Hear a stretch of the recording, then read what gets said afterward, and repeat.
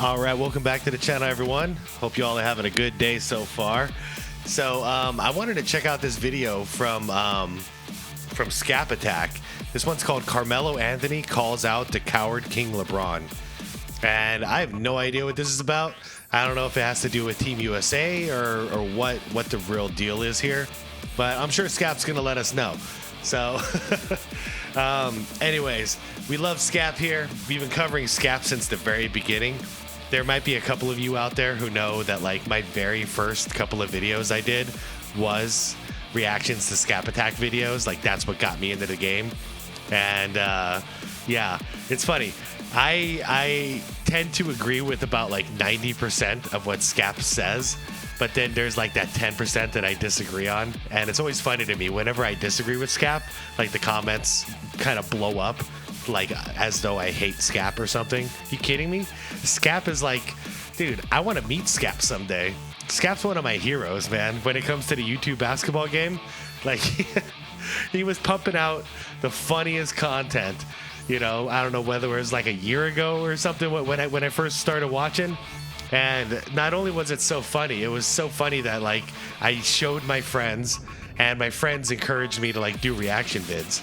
You know, it's crazy to me to think that I could possibly hate Scap just because we disagree on one topic or another. Like that's humanity, everybody. Like that's what we do in society. If we all agreed on every single thing about a topic, there's something wrong because someone's being fake there. So Scap's a real one, and I'm also a real one. So I ain't worried about that. Anyways, this is okay. So I'm going to link the original video down below as always. And yeah, if you want to check out, if you haven't checked out Scap's channel yet, like what's wrong with you? Go check out Scap's channel. Like you got to.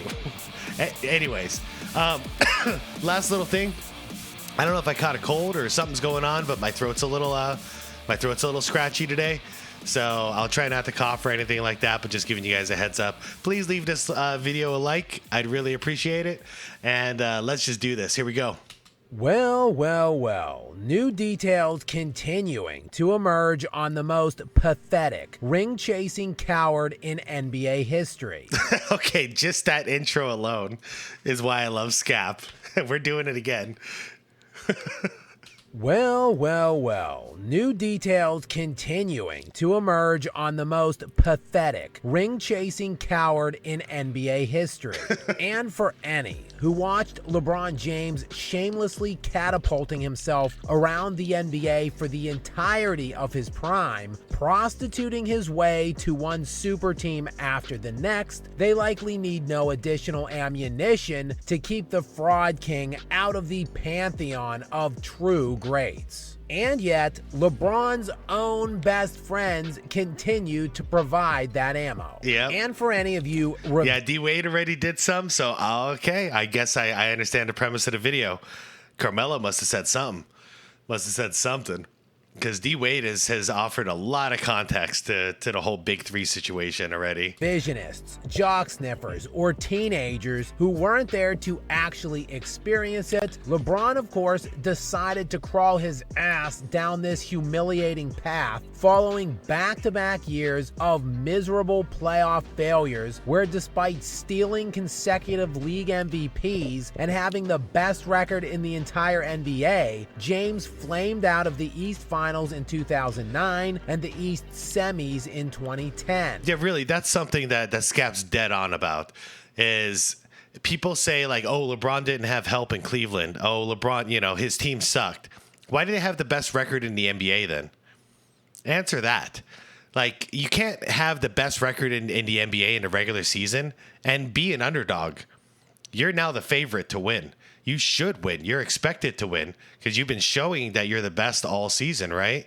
So why is it all of a sudden that when it counts, when the pressure's on, we can just flip it when you fail? Oh, so he didn't meet expectations, but no, we shouldn't have had those expectations. LeBron needs more help. Why does it all switch? Why does the narrative switch like that?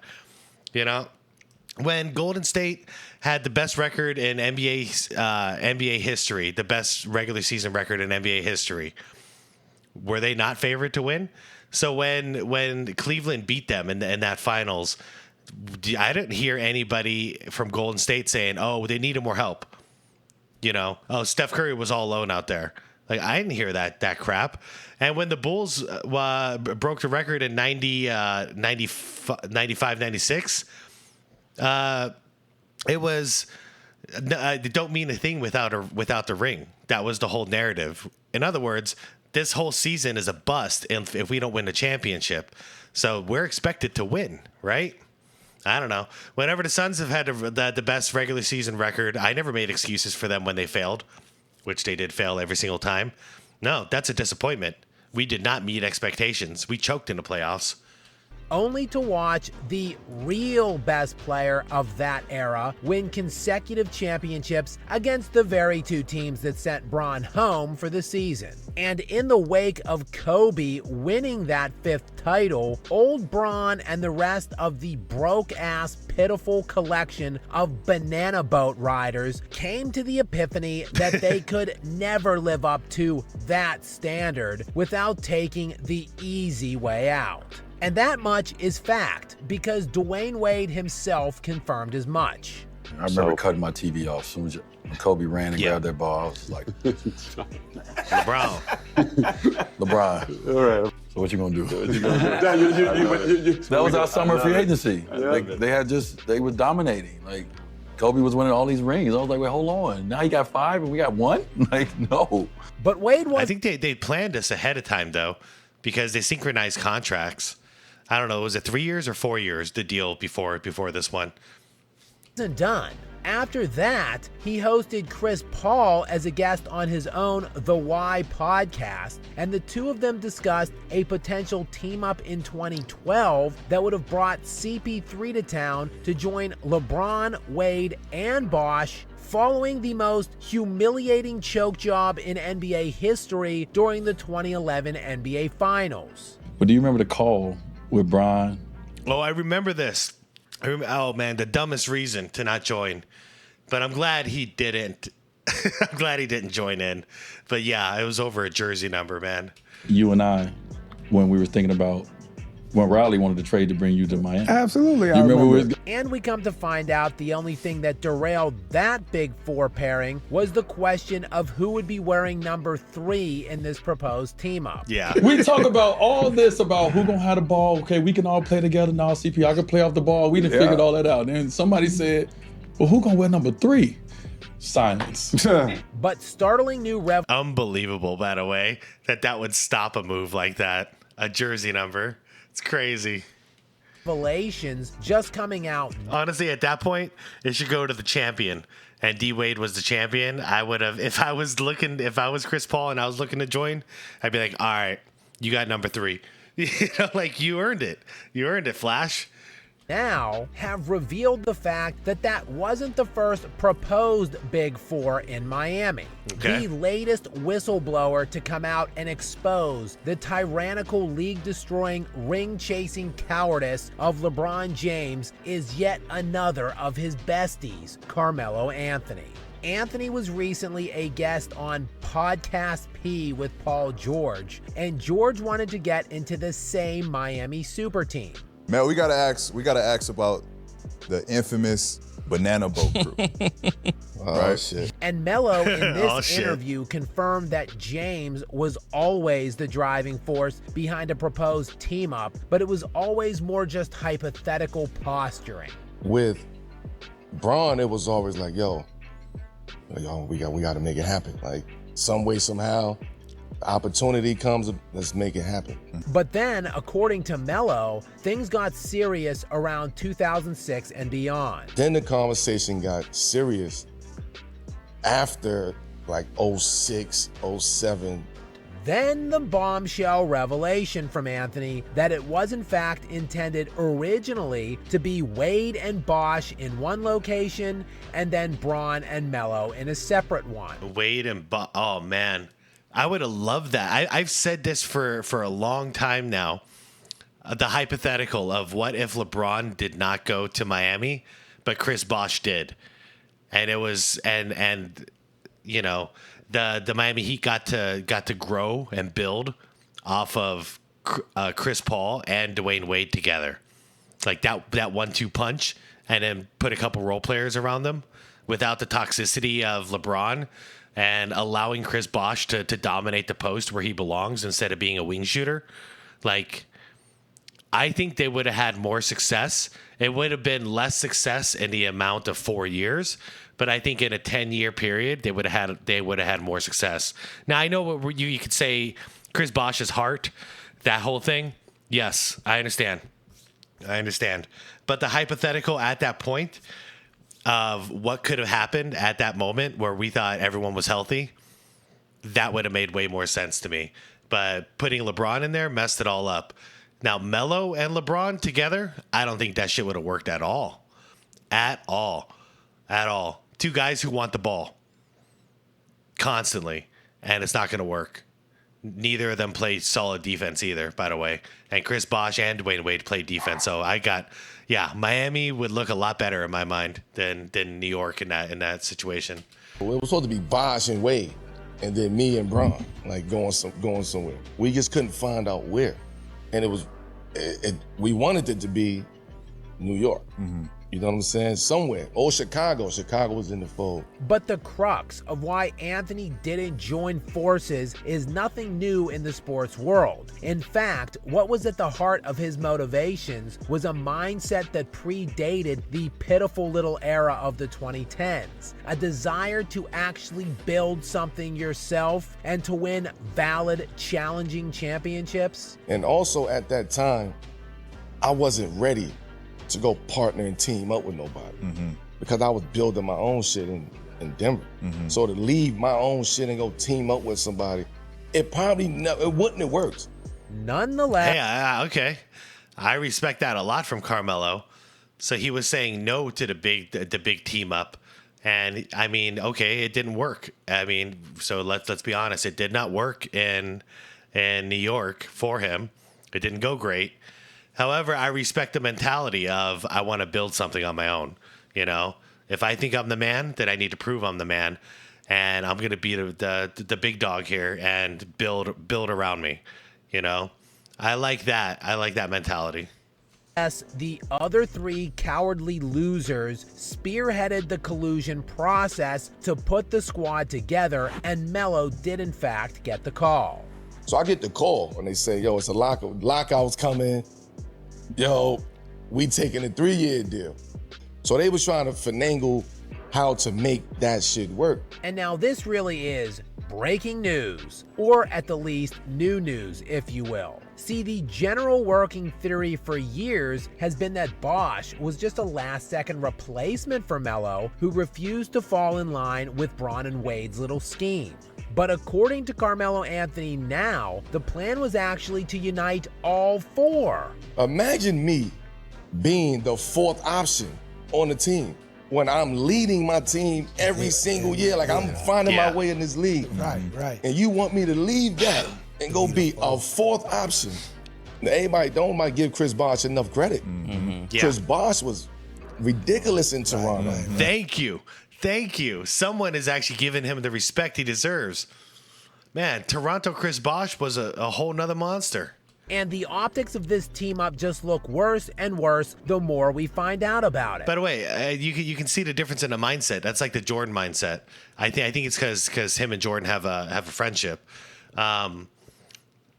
But he was trying to do the Jordan thing. Think about it. He ended up getting Chauncey at one point, who's another leader.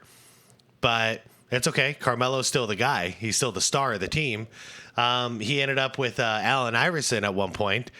But there was an understanding. Hey, I'm the guy, but the two of them are kind of sharing scoring responsibilities. So you can see that he's not like that much of a big head in order to not share with somebody. But he didn't want to go somewhere else onto someone else's team, a la LeBron James going over to Miami, which is Dwayne Wade's team, a championship team. You know what I mean? So I understand that mindset. Now, everything I said for Carmelo Anthony makes sense, and I stand by it, except for the fact that he was jealous of Jeremy Lin. So there was still some jealousy in there, but I think it's because he thought Jeremy Lin was taking over the team, which he kind of was. And I kind of wish that Jeremy Lin got to take over that team because that was fun. That was fun in New York. But yeah, I think as long as there's an understanding that like, hey, I'm the man, you know, now I need supporting roles. That's how Melo was thinking, which is not the same mindset of the let's go chase rings together by forming a big team outside of me. Like it should be my team and anybody who wants to come here. That's cool. That's the old school mentality. It just didn't work for him. Those three united following the 2009-2010 season. And in that year, LeBron and Wade were both first-team All-NBA selections, while Carmelo Anthony was second-team, and Chris Bosh that season was averaging 24 points and 11 rebounds. Yep. In fact, the year-end league MVP voting the season prior to that little team-up, LeBron won the MVP, Wade finished 5th, Melo finished 6th, and Bosh finished 12th. I mean, how much help did this guy need? It's a complete crap. How insecure was he? It is becoming more and more obvious that the Chosen One tattoo, the self-bestowed king nickname, all of the humiliating GOAT posturings, all just an elaborate scheme to cover up his own extreme insecurities. Methink the gentleman doth protest too much, because clearly, if he really believed any of it, there wouldn't be any need to be recruiting 4 top 15 players to one team while all were in their primes. So ask yourself, jock sniffers and sycophants, if your king doesn't really believe it, why the hell should you? And for the rest of you, sane and rational thinkers out there, ask yourselves, why the hell haven't I subscribed to Scap Attack Yeah, yet? why haven't you? Stop beating around the bush, damn it, and hit that subscribe button now to stay up to date with me. Until next time. Good stuff. Good stuff. All right, Scap, I'm subscribed and I like the video, man. Don't worry. We're all good here. We're all good. But yeah, if you haven't subscribed to Scap Attack, I highly suggest it as always. That was a cool video. So now we learned that, okay, it could have been cool if the first idea played out, which was a duo, like 2 duos, and both in the East.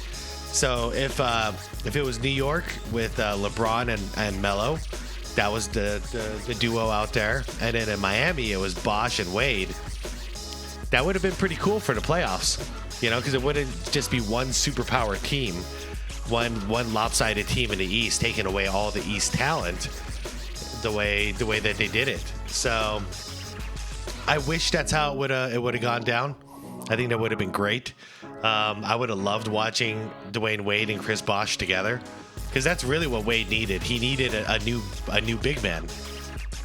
But to be a big man, you know, because he had Shaq during his success, and not to take Chris Bosh and set him on the wing and make him a spot shooter like LeBron James did, that made absolutely no fucking sense to me whatsoever. You know, that's just stupid, just so he can charge down the lanes like a running back without having a big guy in the middle. Like, I don't agree with that at all. Play real basketball, man. You know, play around it. Make a jump shot. Make a mid-range jump shot, and the big man will get the rebound if you miss it. Like, that's how basketball is played, man. Especially for a perimeter player like LeBron. You know, he plays around on the perimeter. He likes to pretend like he's Magic Johnson with the ball in his hands all the time. Like, all right, make a jumper then. I don't know. Anyways, yeah, good vid by Scap. I'm going to go ahead and bounce out here. My last thought is how disgusting it would have been. Like, thank you, Carmelo, on this one. I criticize you a lot, but on this one, Melo, like, I'm so with you. Yeah, you would have, if you would have gone to Miami and it would have been the Big Four. Yeah, what's your role there? What's your job even? You know, you got D Wade at the 2. LeBron would have to get pushed up to the 4, and you got Melo at the 3. But like, there's only one ball to go around for all 3 of you, all 4 of you, because we got Bosh in the block.